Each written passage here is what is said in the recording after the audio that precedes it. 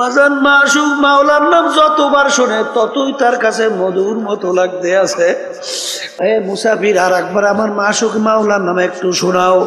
হুজুর বিনিময় কি দেবেন? কলে আমার হাজার হাজার উট সব তোমাকে আমি দান কইরা দিলাম। আবার ডাক দিয়ে বলে আল্লাহু কারীম। যত বলে ততই তার কাছে আরো মজা মজা লাগে, কারণ মোহাব্বতি লোকের নাম অন্যের মুখে শুনতে আরো ভালো লাগে। বাজার এরকম বলতে বলতে তার সব মাল সম্পদ দেওয়া হয়ে গেল। আবার একটু শোনাও, এর বিনিময় কি দেবেন? আমার তো আর কিছু নাই, আমি তোমার সঙ্গে ওয়াদা করতেছি, আমি ইব্রাহিম যতদিন বাইচা থাকবো ততদিন আমি তোমার গোলামি করতে থাকবো। তবু তুমি একটু আমার মাসুক মাওলার নাম শোনা। তখন ফেরেশতা বলতেছে, হুজুর আমি কোন রাস্তার ফকির মুসাফির না, আমি মাওলার ফেরেশতা ছিলাম আপনার কাছে পরীক্ষার জন্য। শোনেন শোনেন, আপনার মাসুক মাওলার নাম যত মনে চায় শোনেন। বাজান তখন আল্লাহর নাম মন মতো শুনাইল। বাজান বাজান যার কলব স্বচ্ছ তার মালিকের নাম শুনতে মজা লাগে। জোরে বলে কথা ঠিক না বেঠি? এখানে অনেক আসতে পারে নাই, দিনী আলোচনায় শোনার জন্য তাদের গুরুত্ব আসে নাই। না আসার কারণ কি? বুঝের অভাব। কিসের অভাব? এই এখন বুঝের অভাব। এখন বুঝবে কারা? বলেন যারা মানুষ, বলেন বুঝবে কারা? আর যারা মানুষের সুরাতে পশুর চেয়েও খারাপ, এরা কিন্তু বুঝবে না। বুঝবে? একটা উদাহরণ ধরে বুঝবে। এই আল্লাহর বান্দারা, আবু জাহাল নাম শুনছেন? উতবা সাহেব আবু লাহাবের নাম শুনছেন? আল্লাহ রাসূল সাল্লাল্লাহু আলাইহি ওয়াসাল্লামের পবিত্র জবান থেকে দ্বীনের দাওয়াত, আল্লাহ রাসূল সাল্লাল্লাহু আলাইহি ওয়াসাল্লামের থেকে অসংখ্য মুআজিজা প্রকাশ পাওয়ার পরেও তারা স্বচক্ষে দেখা ওরা কি বুঝছিল? দিন গ্রহণ করছে? ঈমান আনছে? আনে তো নাই, বরঞ্চ ওদের বুঝটা সব উল্টা বুঝছে। কি কথা বলেন না কেন? বুঝটা কি বুঝছে? যেমন একটা ঘটনা আবু জাহেল জানেন, এই আবু কুবায়স যে পাহাড় আল্লাহর ঘরের পাশে, ঠিক না? ওই পাহাড়ের কাছে বসে আল্লাহ একদিন কাঁদতেছে। তখন আবু জাহাল উটের পিঠে যাইতে আছে, দেখে ভাতিজা কান্দে। বলতেছে, ভাতিজা তুমি কান্দো কেন? তোমার আব্বা নাই আম্মা নাই, এর জন্য তুমি আফসোসে কান্দো? ভাতিজা তুমি ওঠো আমার সঙ্গে, চলো। আল্লাহ রাসূল সাল্লাল্লাহু আলাইহি ওয়াসাল্লাম বলতেন, চাচা যান আমাকে কাঁদার সুযোগ দেন, আপনি আমাকে পিঠে উঠেন না। বল না, তোমাকে রাইখে আমি যাইতে পারবো না। তা আবু জাহাল জোর করিয়েই পিঠের মধ্যে উঠেছে। এখন আবু জাহাল সামনে, আল্লাহ রাসূল সাল্লাল্লাহু আলাইহি ওয়াসাল্লাম পিছনে। এখন উটের পিঠে উঠাবার পরে উটকে এত ধরনের চেষ্টা করতেছে, উট আর সামনে যায় না। উট পাও খামি দিয়ে আটকে উঠে গেছে। এখন তো আবু জাহাল বিরক্ত হয়ে উটের গায়ে বাড়ি মারে, এ উট চল। উট বলতেছে আল্লাহর কুদরত, জবান খুলে গেছে। উট ডাক দিয়ে বলে, আবু জাহাল তুমি পিছনে বসাইছো কাকে? সরদার দো জাহান মুহাম্মদুর রাসূলুল্লাহ সাল্লাল্লাহু আলাইহি ওয়াসাল্লাম, তুমি সামনে, সরদার দো জাহান পিছনে। আমার জান যাইতে পারে, জীবন যেতে পারে, এক পা আমার উঠ সামনে পাওয়া যাবে না। তুমি মুহাম্মদকে সামনে আনো, নালে উঠ চলবে না। যখন ভাতিজাকে সামনে আনলো, এখন উঠ এমন বিদ্যুৎ ভাগে দৌড় শুরু করলো, কোন কাজে লাগাম টাইনিয়ে রাখতে পারে না, যে অ্যাক্সিডেন্ট করবে না মরবে না কি করবে। বলতেছে এত জোরে চলো, থাম। বলে কাজ হবে না, আমার যে কিসমত সরদারের দোষান আমার পিঠে উঠবে কোনোদিন আমি চিন্তা করি নাই, আজকে আমাকে কোনো কোনো থামাই রাখতে পারবে না। এই আবু জাহাল এই ঘটনা দেখার পরে মুত্তালিব তার কাছে যাইয়া ভাতিজার রাইখে বলতেছে, যে ছেলেটাকে সুন্দরভাবে দেখে শুনে আদর করিয়া রাইখে, আমাদের বংশের গৌরব হবে। সব দেখে শুনে বুঝা উঠে কথা বললো, আবু জাহেল শুনলো। কিন্তু ওর বুঝ কিন্তু আস্তে করে একটু। ওর বুঝ হয়েছে? ওর বুঝ হয়েছে? কোনোদিন হবে না। শুধু তাই না, ওর সামনে চন্দ্র আল্লাহর হাবিব ইশারার মাধ্যমে 2 টুকরো করে ফেলাইছে এবং হাতের ইশারায় চন্দ্র 2 টুকরাই মিললে চন্দ্র হয়ে গেছিল, কিন্তু ওর কিন্তু বুঝ হয় নাই। হাতের ভিতরে পাথর, পাথরে কথা বললে বলল যে আমরা হাতের ভিতরে 3টা পাথর, এই কথা বলার পরেও কিন্তু, দেখার পরেও কিন্তু আবু জাহেলের বুঝ হয় নাই। কথা বলেন না কেন? এইরকম এক শ্রেণী কিন্তু থাকবে, এদের কিন্তু বুঝ আসবেও না, হবেও না। জোরে বলেন কথা ঠিক কিনা? আল্লাহ রাব্বুল আলামিন কুরআন কারীমের ভিতরে বলছেন এক শ্রেণী এরকম জাহেল আছে, এই যারা দেখাও দেখবে না, শুইনাও শুনবে না, বুঝাও বুঝবে না, উলাইকা কাল আনআম বাল হুম আদাল। আল্লাহ বলতেছেন এই শ্রেণীর মানুষগুলো চতুষ্পায় জানোয়ারের মতো। এরপর বলতেছে এর চেয়েও খারাপ। এরপর বলতেছেন শাররুল বারিয়া, কুত্তা শিয়াল শুয়োরের চেয়েও এক শ্রেণী আছে খারাপ। যত মাখলুকাত আল্লাহ সৃষ্টি করছেন এর ভিতরে সবচেয়ে 18,000 কম বেশি মাখলুকাতের ভিতরে নিকৃষ্ট জানোয়ারের নাম হলো শূকর। নিকৃষ্ট জানোয়ারের নাম কি? শূকরের নাম শোনেন নাই? এই আল্লাহর বান্দা, শূকরের চামড়া আপনি যত কায়দা দাবাগাত করেন, প্রসেস করেন, শূকরের চামড়া কোনোদিন পাক হয় না। কুকুরের চামড়াও কিন্তু আপনি দাবাগাত করার পরে, প্রসেস করার পরে পাক হয়, কিন্তু শূকরের চামড়া কিন্তু কোনোদিন পাক হয় না। আর একটা চামড়া আছে মানুষের চামড়া, শরীরে থাকলে পাক, বাহিরে গেলে না পাক। কথা বোঝেন? শূকরের চেয়েও এক শ্রেণীর মানুষ আছে কি খারাপ। কে বলছেন? জোরে কোন? শাররুল বারিয়া, কুত্তা শিয়াল শুয়োরের চেয়েও খারাপ। দেখাও দেখবে না, বুঝাও বুঝবে না, শুইনাও শুনবে না। এই শ্রেণীর মানুষগুলো কুত্তা শিয়াল শুয়োরের চেয়েও খারাপ। কথা ঠিক? এই জন্য আমার বাজানদেরকে বলবো, বোঝার জন্য আমি সংক্ষেপে 2-1টা আলোচনা করি। কোরআনুল কারীম আমাদের মাঝে এখনো আছে? মুখ খুলে কথা বললেন, নাহলে ভিতরে ঢুকবে কিভাবে? লক্ষ লক্ষ কিতাব, বই, পুস্তক। আল্লাহর বান্দারা আমাদের মাঝে আছে না নাই? আছে। সংক্ষেপে বলি, যারা একটু ইংরেজি বাংলায় শিক্ষিত হইয়া ধরাকে সরা জ্ঞান মনে করেন না, ওলামায়ে কেরামদেরকে গালি দেন, সুযোগ পাইলে মারতেও চান। কথা বলেন না কেন? এবং বিভিন্ন সময় গালিও দেন। আবার মাঝে মধ্যে আরেকটু বাইরে বলে ওলামায়ে কেরাম হুজুর সমাজের ফেজা বোঝা। জোরে বলেন নাউজুবিল্লাহ। আবার আরেকটু বাইরে কয় হুজুরের এই দেশটারে খাইল। আছে না? আল্লাহর বান্দারা, দেশের প্রেসিডেন্ট থেকে শুরু করিয়া এলাকার চৌকিদার পর্যন্ত কোন পদে কোন জায়গায় হুজুরের আছে? কথা কইয়েন। দেশ চালানোর কোন ক্ষেত্রে হুজুরের আছে? তা দেশ চালাইলো ওরা, দেশ হুজুরেরা খাইলো কেমনে? হ্যাঁ, দেশ চালাইলো খাজুরেরা, দেশ চালাইলো কারা? দেশ হুজুররা খাইলো কেমনে? দেশ যে কারা খাইছে হ্যাঁ তো আমরা পেপার পত্রিকা বিভিন্ন কায়দায় দেখলেই বুঝি। শুধু দেশ খায় না, খাইয়ে যোগাযোগ বানাইছে, ঠিক না? আর কত বড় নিকৃষ্ট, ঘিনফি তো নাই। রিক্সাওয়ালা আমার বাজানরা রাস্তায় রিক্সা চালায়, মাথার ঘাম গরমে পায় পড়ে। এই রিক্সারও একটা ভ্যাট ট্যাক্সের টাকা সরকারি ফান্ডে জমা হয়। এই পশু মার্কারা আজকে ক্ষমতার বলে এই টাকাটা পর্যন্ত সরকারি ওরা লুটপাট করে খায়। আবার বলে আমি অমুক, আমি সমুক। তুমি কিসের অমুক সমুক? তুই একটা নিকৃষ্ট।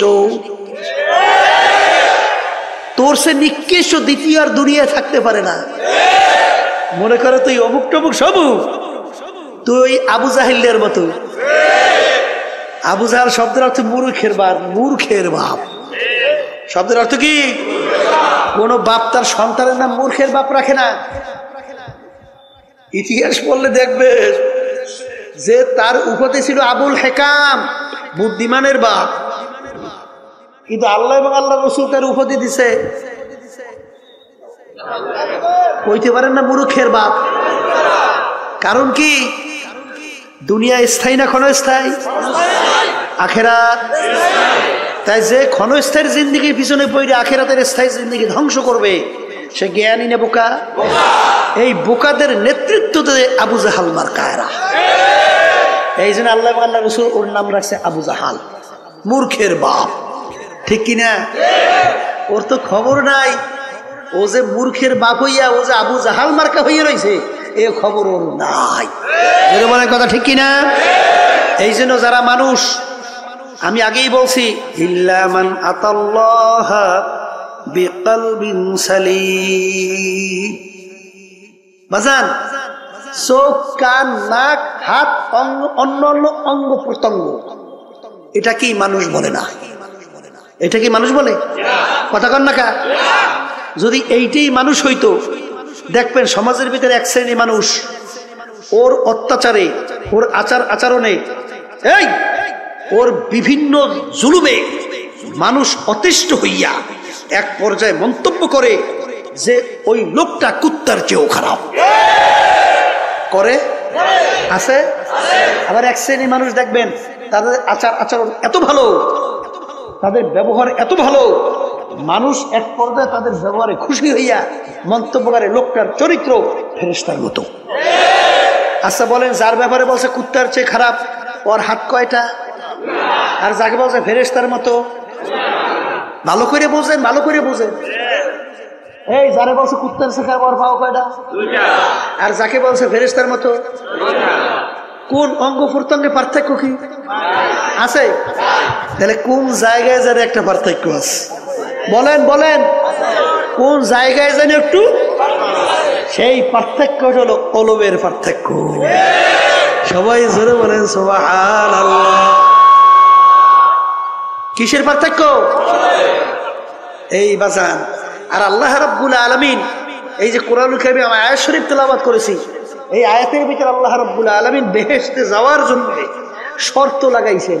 কি শর্ত? যার কলব পরিচ্ছন্ন হবে, যার কলব সুস্থ হবে, যার কলব ভালো হবে, সেই একমাত্র আমার বেহেশতে জায়গা পাবে।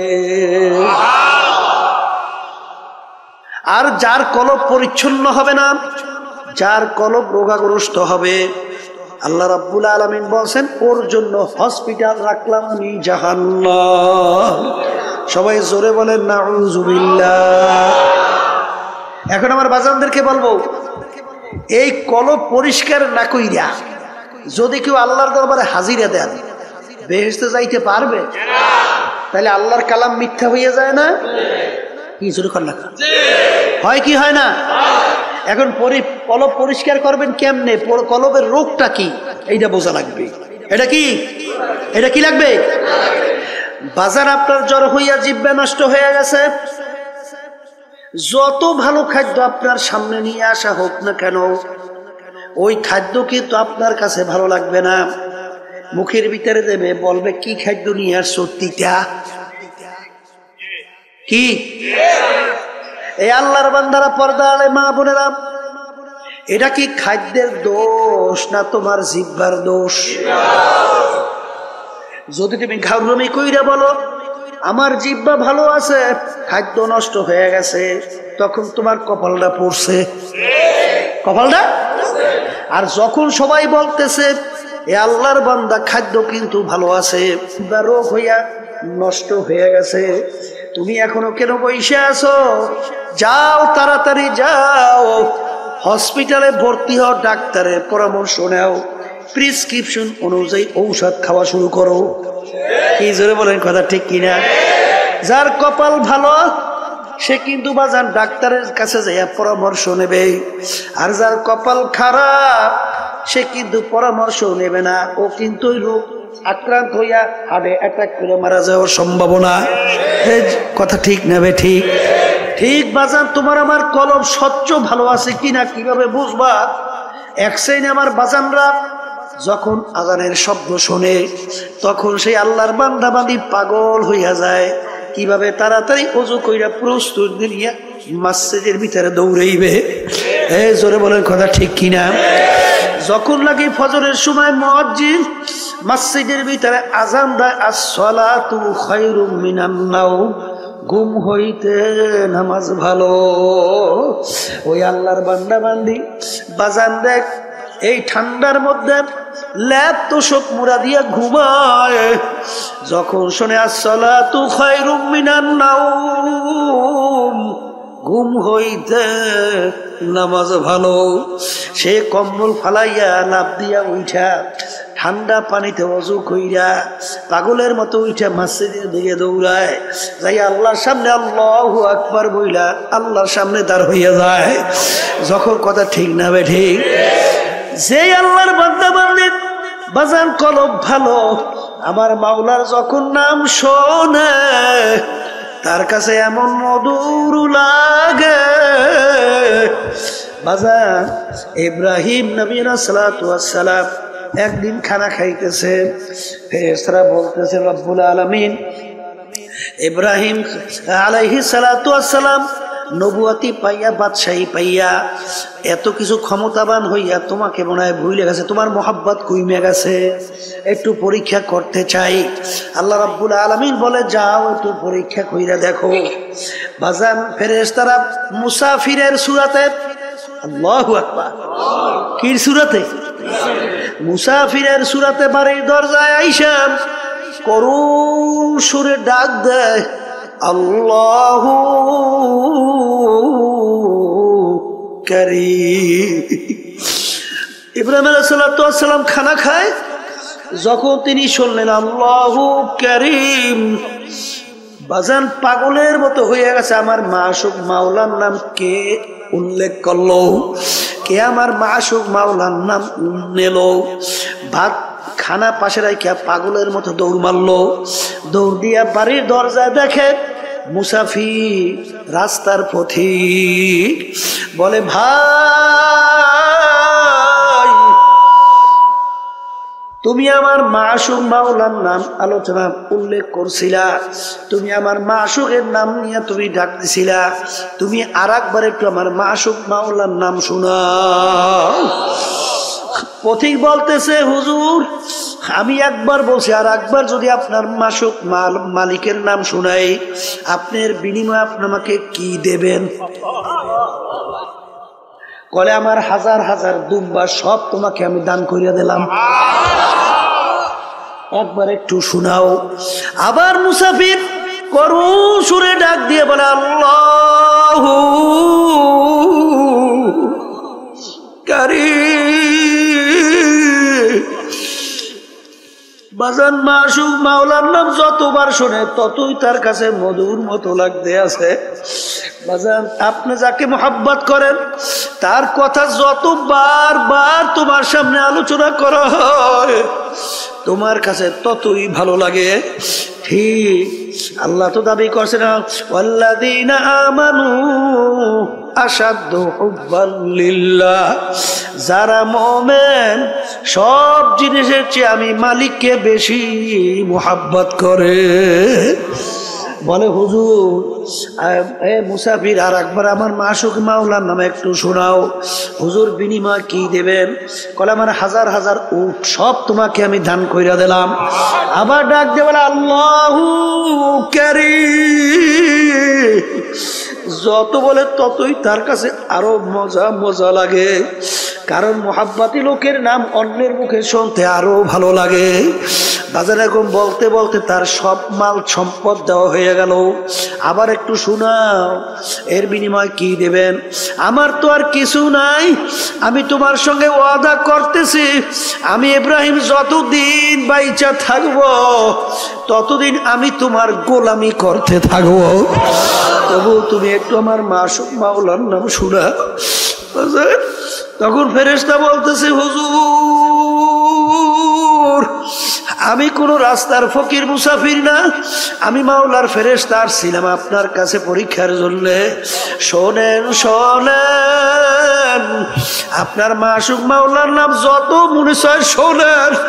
বাজান তখন আল্লাহর নাম মন মতো শুনাইল। বাজান বাজান যার কলব স্বচ্ছ তার মালিকের নাম শুনতে মজা লাগে।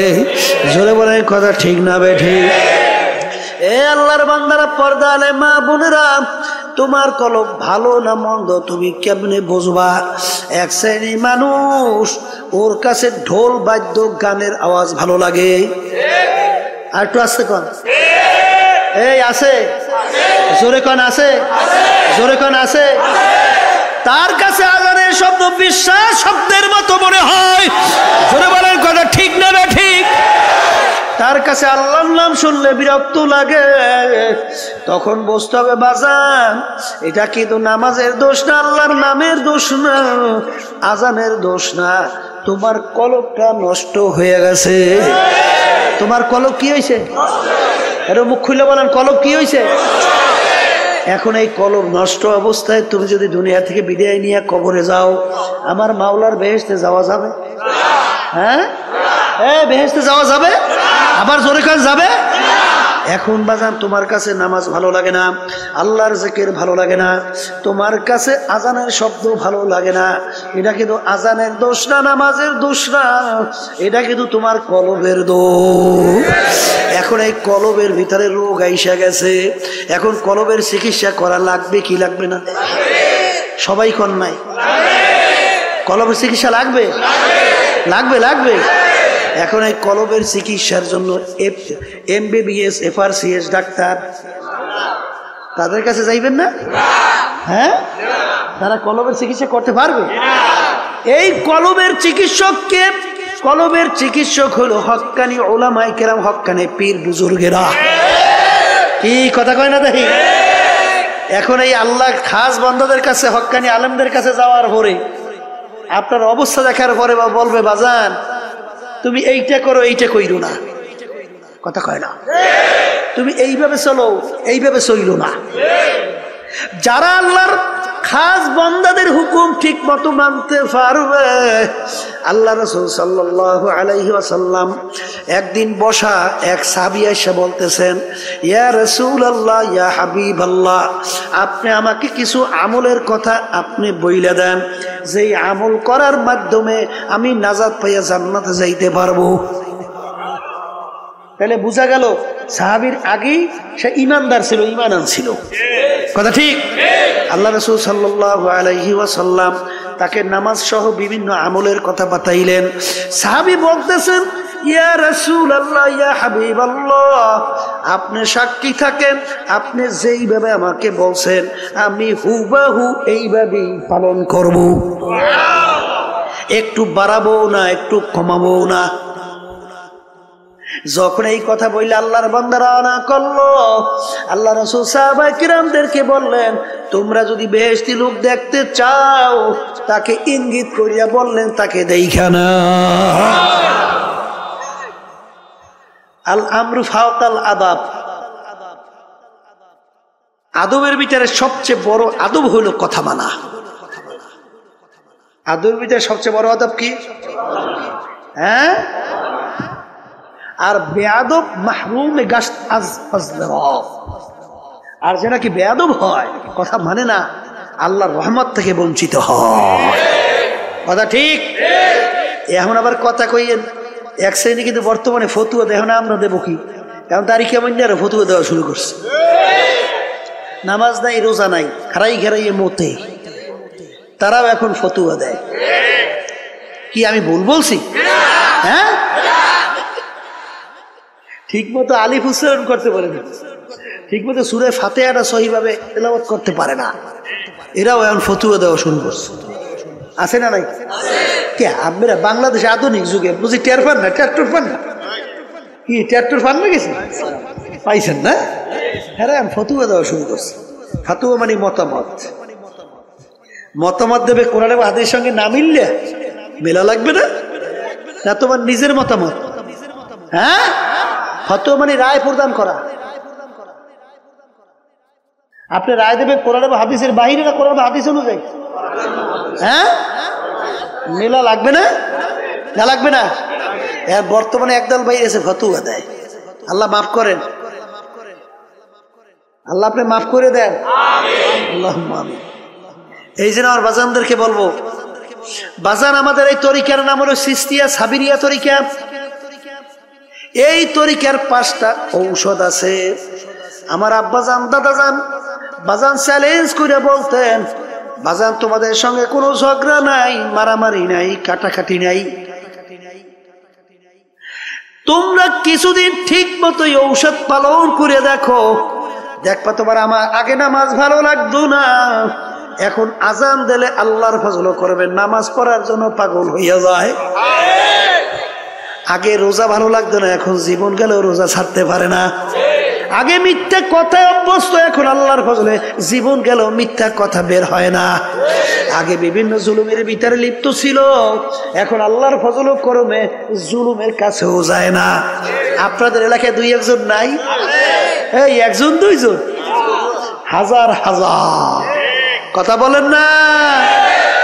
আর বাজানদেরকে বলবো, যদি আল্লাহর কুতুব চরমনাইর এই তরিকার এই প্রেসক্রিপশন আপনার কাছে ভালো না লাগে, বাজান যে কোনো একজন হক্কানি আলেম, একজন হক্কানি পীর বুজুর্গ, একখানি বাজান সহি তরিকার উপরে কোরআন এবং হাদিস অনুযায়ী আপনাকে রাস্তা যারা বাতাইবে, আমাদের উদ্দেশ্য হইল কলবের রোগ সাইরা, চোখে পানি নিয়ে আল্লাহর হুকুম নবীর তরিকা অনুযায়ী চইলা, তারপর কলবকে স্বচ্ছ কইরা মাওলার দরবারে হাজির হওয়া। কি জোরে বলার কথা ঠিক কিনা? কলবের রোগের ভিতরে উল্লেখযোগ্য একটা রোগের নাম হলো হিংসা। হিংসা কাকে বলে? পরে উন্নতি দেখে সহ্য করতে না পারা, পরে উন্নতি দেখে সহ্য করতে না পারা, এইটার নাম কি? হিংসা। আর একটা রোগের নাম হলো তাকাব্বুরি। তাকাব্বুরি হলো সমস্ত এই রোগের মূলের ভিতরে মাথার রোগ হলো তাকাব্বুরি, মানে আমি ভালো, আমি বড়, আমি অমুকের সে ভালো, আমি অমুকের সে বড়। কথা ঠিক কিনা? একটা নম্বর রোগের নাম হইল হুব্বে যা হুব্বে মাল, মালের মহব্বত, সম্মানের মহব্বত আছে, পদের মহব্বত আছে, কথা কন না কা? এই রোগগুলো অন্তর থেকে দূর করা লাগবে। কেমনে দূর করতে হইবে? ইয়া যখন নাকি হক্কানে তরিকে আল্লাহর কুতুবদের কাছে যাবেন, তখন দেখবেন আল্লাহর ফজল করমে আপনাকে ঔষধ কোরআন এবং হাদিস অনুযায়ী বাতাইয়ে দেবে। আপনি পালন করলেই আল্লাহর ফজলে দেখবেন দিনের দিন আপনার দিল আল্লাহর ফজলে স্বচ্ছ হইতে থাকবে। এর হাজার হাজার প্রমাণ বাংলাদেশ তাম দুনিয়ার ভিতরে আছে না নাই? আছে, আছে। আমার ভাইদেরকে বলবো, পর্দা আলে মা বোনদেরকে বলবো, এক শ্রেণী আমার বাজানরা আছে কোরআন এবং হাদিসের সঙ্গে মেলে বা না মেলে, তারপরেও সেই পথ সেই মত ছাড়তে পারে না। যেরকম আছে না? শুনছিলাম এক বেদাতি, মানে নামাজ নাই, রোজা নাই, পর্দা নাই, সুন্নাত নাই, কোরআন এবং হাদিসের সঙ্গে তার কার্যক্রম কোনো মিল নাই, কিন্তু তারপরেও সেখানে দৌড়াদৌড়ি করে বলে, বাজান আপনাদের পীর নামাজ, বাবা যে নামাজ পড়ে না, পর্দা যে নাই, সুন্নাত যে নাই, আপনি তারপর পিছনে দৌড়ান কা? বলে থুন ফালাইয়া, বাবার কথা যদি জাহান্নামে যাওয়া লাগে যাব। জোরে চিৎকার মেরে বলে নাউজুবিল্লাহ মিন যালিক। এই ব্যাপারটা কেমন বুঝলেন? ব্যাপারটা তো সহজ মনে করিয়েন না। জাহান্নামে যাওয়া লাগলে যাইবে, ব্যাপারটা তাহলে বোঝা গেল যে তার স্বাভাবিক সেন্স নাই, তার স্বাভাবিক ব্রেনটা নাই, তাকে জাদুর মাধ্যমে ব্রেনকে বিভিন্ন কায়দায় উল্টেই ফুলটেই ফেলাইছে। আর হাদিসের ভিতরে আসছে, আল্লাহ রাসূল সাল্লাল্লাহু আলাইহি ওয়াসাল্লাম বলছেন, আস-সিহরু হাক্কুন, জাদু সত্য। যখন তুমি দেখবা, এই মিয়া আপনার চোখের ডাক্তার, চোখের রোগ হইছে, আপনি কি চোখের ডাক্তারের কাছে যাইবেন না পেটের বিশেষজ্ঞের কাছে যাইবেন? আপনার পেটের রোগ হইছে, পেট বিশেষজ্ঞের কাছে যাইবেন না চোখ বিশেষজ্ঞের কাছে যাইবেন? হ্যাঁ, আচ্ছা আপনি বেহেশতে যাইবেন, জাহান্নামের পথ কোনটা, বেহেশতের রাস্তা কোনটা? এটা কোরআন এবং হাদিসের বাহিরে কোনো বেহেশত এবং জাহান্নামের রাস্তা আছে? আচ্ছা, এই সম্পর্কে ডাক্তার কারা? হক্কানি ওলামায়ে কেরাম না বিভিন্ন কায়দায় ইংরেজি ফরণ্যারা? কথা কয় না? হ্যাঁ, যারা নাকি বিভিন্ন ইংরেজি পড়িয়ে টুরিয়ে বিভিন্ন মাঝে মধ্যে একটু ভতুয়া দেয়, বিভিন্ন কায়দা কায়দায় আপনাকে জান্নাতে নিয়ে যাই চায়, তাইলে রুগীও মরবে হেডাও মরবে। কি কথা কন না কা বুঝা পাবারাই তুই অত সহজ না বাজার, ব্যাপার কিন্তু বড় কঠিন, অত সহজ। আপনি যাইতে হবে কোরআন এবং হাদিস বুঝুন না, বিশেষজ্ঞর কাছে যাইতে হবে। তারপরে আপনি যদি না যান, তারপরে যদি সেই বাবাদের কাছে যান, সেই মুরব্বীদের কাছে যাইয়া কোরআন এবং হাদিসের সঙ্গে সাহাবায়ে কেরামদের সঙ্গে মিলুক বা না মিলুক, তারপরে আপনি দৌড়দৌড়ি করতেছেন, তাহলে বুঝতে হবে আপনার জেহেন ঠিক নাই, তাহলে জাদুর মাধ্যমে আপনার জেহেনকে পরিবর্তন ঘটেই বলাইছে।